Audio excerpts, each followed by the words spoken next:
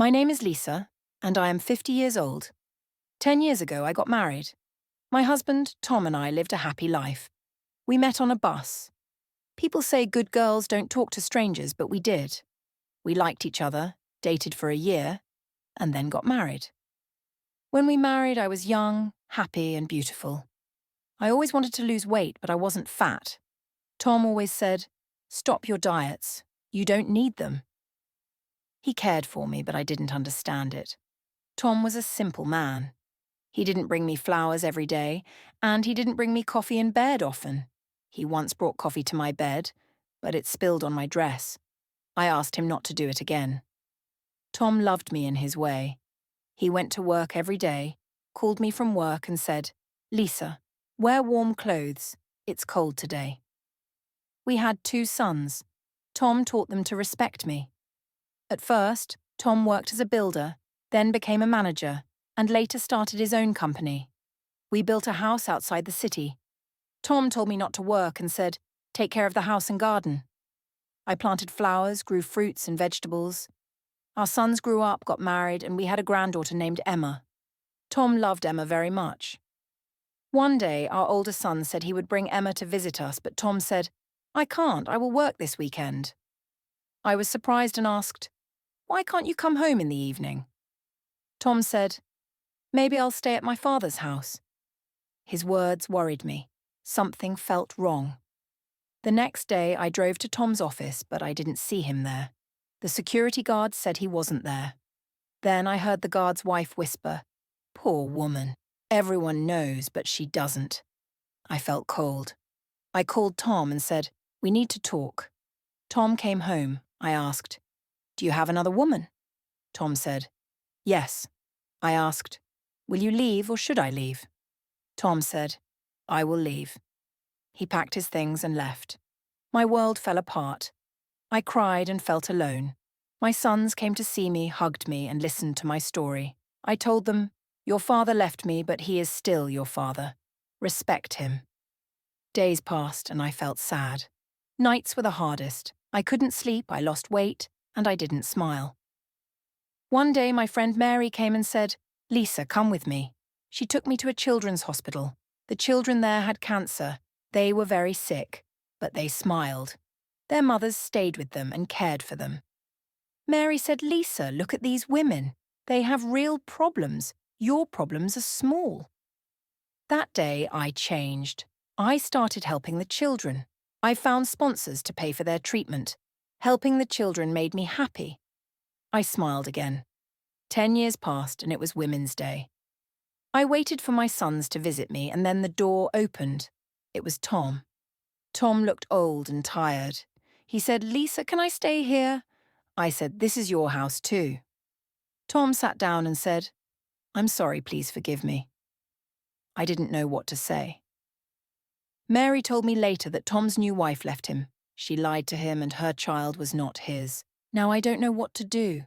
Can I forgive Tom? Can I forget the pain? Every day I think about it. Should I let Tom stay, or should I ask him to leave again? Tom stayed in the guest room. He didn't say much. I didn't know what he was thinking. I didn't know how I felt. I cooked dinner. Tom sat at the table and said, "The food smells good, Lisa." I didn't answer. I just put the plates on the table. When we ate, Tom said, "I missed your cooking. No one cooks like you." I wanted to smile, but I didn't. I said, "You made your choice." After dinner, I washed the dishes. Tom tried to help, but I said, "No, I can do it." The next day, my sons came to visit. They saw Tom and said, "Oh, Dad, what are you doing here?" Tom looked down and said, "I made a mistake. I hurt your mother. Now I want to fix it." My older son, Peter, looked at me and asked, "Mum, are you okay with this?" I said, "I don't know yet." Peter and my younger son, Mark, took me to another room. They said, "Mum, you don't have to let him stay. We can take care of you." I said, "I need time to think." That night I couldn't sleep. I thought about the past. Tom hurt me deeply, but he was also a good father. He helped raise our sons and worked hard for our family. I asked myself, can people change? Can I trust him again? The next morning, Tom was in the garden fixing the fence. I watched him from the window. He looked older and slower, but he was working hard.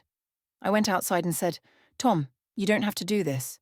Tom said, "I want to help. This is still my family." I didn't say anything and walked back inside. A few days later, Emma, our granddaughter, came to visit.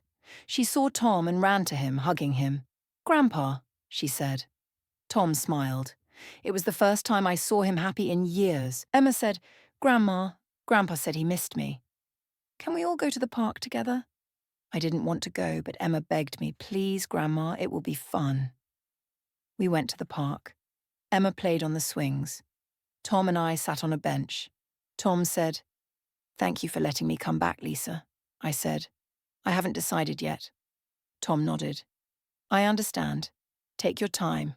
I will wait." Days turned into weeks. Tom stayed in the guest room. He fixed things around the house and helped in the garden. One day, Mary came to visit. She said, "Lisa, are you okay with Tom here?" I said, "I don't know. I feel angry, but I also feel sorry for him." Mary said, "You don't have to forgive him right away, but maybe this is a chance for both of you to heal." That night, I thought about Mary's words. Maybe she was right. The next morning, I made breakfast and called Tom to the table. I said, "Tom, let's talk."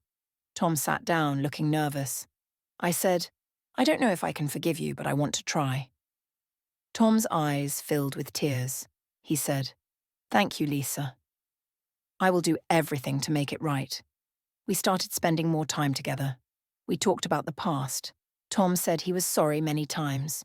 One day I told him, "Tom, I will forgive you, but it will take time." "You have to prove that you've changed." Tom nodded. "I will, Lisa. I promise over time, things got better." We started laughing again. We became friends. I still don't know what the future holds, but I know this. Forgiveness is not easy. It takes time, love, and patience. Maybe one day our family will feel whole again. I hope you enjoyed the story. Lisa's journey is filled with emotions, challenges, and deep decisions. What do you think about her situation? Should Lisa forgive Tom and let him stay? Or should she move on and focus on her new life? I'd love to hear your thoughts. Share your opinions in the comments below. Your feedback means so much to me and helps shape the next stories we bring to you. Thank you for watching. If you enjoyed this story, please give it a thumbs up and share it with your friends.